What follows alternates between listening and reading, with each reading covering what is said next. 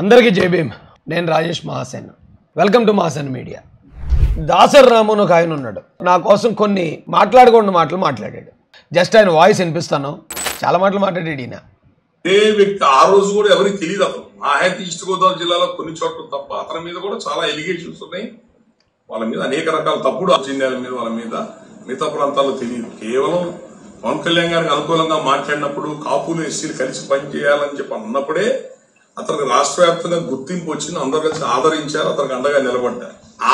వీళ్ళ దగ్గర ఉన్న ఇదొక మరొక దౌర్భాగ్యం అండి. ఇది ఎవరు గెలిచినా ఎవరు పైకి వచ్చినా మా వాళ్ళే అంటారు వీళ్ళు. జనసేన వాళ్ళు ముఖ్యంగా చెప్తున్నాను నేను. పవన్ కళ్యాణ్ గారు మాట్లాడడం వల్లే నేను అందరికీ తెలిసానట. పక్క జిల్లాలకు తెలియదట. 2019 ఎలక్షన్ ముందు జగన్మోహన్ రెడ్డి గారు అంటే రాయలసీమ కడప ప్రాంతానికి పులివెందుల ప్రాంతానికి చెందిన వ్యక్తి. ఆయనకి తెలుసండి నేను, దాసర్ రాము గారు. మీరు తెలియపోవచ్చు ఎవరికైనా.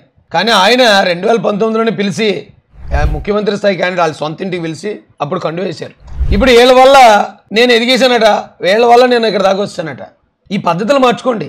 మా వల్ల లాడ్ ఎదిగాడు, మా వల్ల ఈడు ఎదిగాడు, ఇలాంటి సోది కబుర్లు మానేసి మీ వల్ల పవన్ కళ్యాణ్ గారిని గెలిపించండి. 2019లో పవన్ కళ్యాణ్ గారిని గెలిపించలేపారు మీరు. అలాంటి మీరు వాళ్ళు గెలిపించేస్తున్నాం, వీళ్ళకి లైఫ్ ఇచ్చేసాం, వాళ్ళకి ఇచ్చేసాం అంటారు ఏంటండి? వినటానికి అసహ్యంగా ఉంటుంది ఇలాంటి మాటలు. ఉట్టికి ఎగరలేనుడట స్వర్గానికి ఎగిరాడట. ముందు మీరు కడుక్కోండి. మీరు ఎలాగైతే నాయకుడిని కులం ముద్రేసి తీసుకొచ్చారో కనీసం ఆ నాయకుడిని గెలిపించండి. మిమ్మల్ని మీ కులమే నమ్మట్లేదు, మీరు అర్థం కావట్లేదు. దాసర్ రాము గారు చిరంజీవి గారు పార్టీ పెట్టినప్పుడు 80 లక్షల ఓట్లు పడ్డాయి. 80 లక్షలు. అప్పుడు మీ సొంత కులస్తులు, మాలాంటి అభిమానులు, అన్ని కులాలు కలిపేశాం. పవన్ కళ్యాణ్ గారు పార్టీ పెడితే 20 లక్షలకి ఎందుకు పడిపోయింది ఓటింగ్? అంటే ఏంటి దాని అర్థం? మీ కులానికి కూడా మీరు నమ్మకం కలిగించలేపారు గంటకో మాట మాట్లాడి. ఆ కులం కూడా మీతో లేదు ఈ రోజున. అలాంటి మీరు ఎదుటోడికి లైఫ్ ఇచ్చేసాం, లాడు మా వాళ్ళు ఎదిగేశాడు, ఈడు మా వాళ్ళు ఎదిగి ఏంటి ఈ బిల్డప్ కబుర్లు ఎందుకండి? ఎందుకు ఆ ప్రెస్టేజ్ మాటలు? ఆ ప్రెస్టేజే కదా మిమ్మల్ని పైకి రానివ్వకుండా ఇతర కులాలందరికీ కూడా దూరం చేసేస్తుంది. ఆ ప్రెస్టేజ్ కబుర్లు మానండి బాబు. చంద్రబాబు నాయుడు గారు ఉన్నారు, అందరితో తగ్గించుకుని మాట్లాడతాడు. దాదాపు 14 సంవత్సరాలు ముఖ్యమంత్రి చేశాడు ఆయన. జగన్మోహన్ రెడ్డి ఉన్నాడు, పవర్ఫుల్, 151 సీట్లు గెలిచాడు, తగ్గించుకుని మాట్లాడతాడు. నరేంద్ర మోడీ కూడా తగ్గించుకుని మాట్లాడుతున్నాడు. కానీ మీకు మాత్రం తగ్గింపు రాలేదు.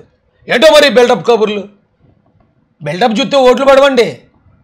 బిల్డప్, అహంకారం, మేము పెద్ద తోపులం తురుంకాలం అంటే పడో. మేము మీలాంటి వాళ్ళమే, మీతో సమానం, మనందరం ఒకటే. దయచేసి మేము అధికారులకు వస్తే మీకు మంచి చేస్తాం, ఇలాంటి మాటలు పడతాయి ఓట్లు. ఎందుకు ఓడిపోతున్నాం మనం అనేది కూడా ఇప్పుడు ఎవడో కుర్రోడు జనసేనలో కుర్రోడు మాట్లాడాడంటే అర్థం ఉంది. ఏంటి అంత బుద్ధి ఉండి జ్ఞానం ఉండి ఇతర కులాలకు చెందిన వ్యక్తుల మీద, నాయకుల మీద అబ్బేబే ఎవడొచ్చిన వల్ల రాజేష్ గారు మాత్రం అసెంబ్లీకి రాకూడదు, తొక్కేయండి అని మీరు తొక్కేస్తూ ఉంటే మరి మా వెనకాతలో ఉన్న మా కులాలు మిమ్మల్ని ఎక్కించేస్తాయి. అందులో మీరు ఉద్ధరించేస్తారా మాకు వచ్చని నమ్మేస్తారా? ఈ పద్ధతి మారపోతే చాలా కష్టం.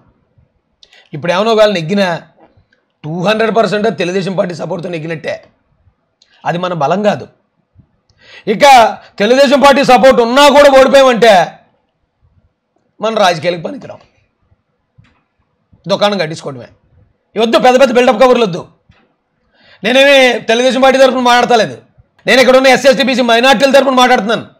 వద్దు అంత బిల్డప్లు వద్దు. ఆదరణ వచ్చిన తర్వాత టీడీపీ పార్టీ అతను గుర్తించింది. అతనే పొట్టుగాడే కాదు. నిన్నెందుకు గుర్తించలేదు ఇప్పుడు దాకానే? నీ పార్టీ ఎందుకు గుర్తించలేదు? నువ్వెందుకు అధికార ప్రతినిధి అవలేకపోయావు? లేదా తెలుగుదేశం పార్టీ ఎందుకు గుర్తించట్లేదు? వీళ్ళ ఆదరణ ఇచ్చాక నన్ను తెలుగుదేశం పార్టీ గుర్తించిందటండి. జనసేన పార్టీ వాళ్ళు ఇచ్చారట నాకు ఆదరణ.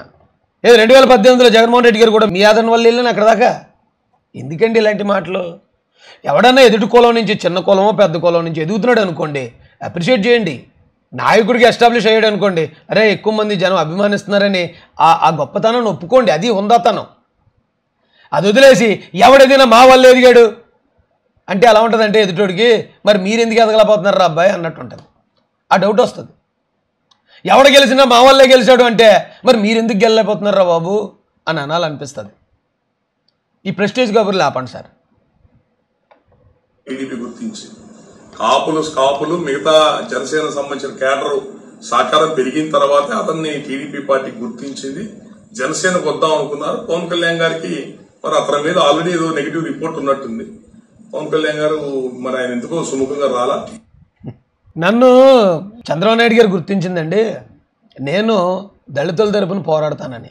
డాక్టర్ సుధాకర్ గారి దగ్గర నుంచి మొన్న మహేందర్ దాకా మా మీద జరిగిన అన్యాయాల మీద నేను పోరాడతానని గుర్తించైనా నన్ను పార్టీలో తీసుకుని అధికార ప్రతినిధిని చేశాడు.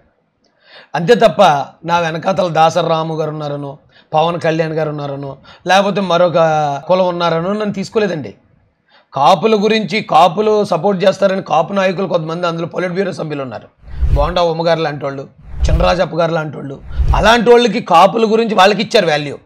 కాపుల గురించి నాకు ఇవ్వలేదండి. రాజేష్ మహాజన్ వెనకాతలు కాపులు ఉన్నారని నాకు ఇవ్వలేదు సార్. కాపులు ఉన్నారని వాల్యూ ఇచ్చిన వాళ్ళు కాపు నాయకులు, పెద్ద పెద్ద నాయకులు ఉన్నారు అందులో. అంతే తప్ప నాకు ఇచ్చింది నా వర్గం నుంచి రిప్రజెంటేషన్ ఉంటుంది. ప్రజల్ని ప్రభావితం చేయగలడు, కొత్త ఓటింగ్ని పార్టీకి తీసుకురాగలడని ఉద్దేశంతో ఇచ్చారండి. మీ జనసేన దయాదాక్షిణ్యాల వల్ల ఎదగలేదు సార్ నేను. ఇలాంటి తప్పుడు మాటలు మాట్లాడకండి.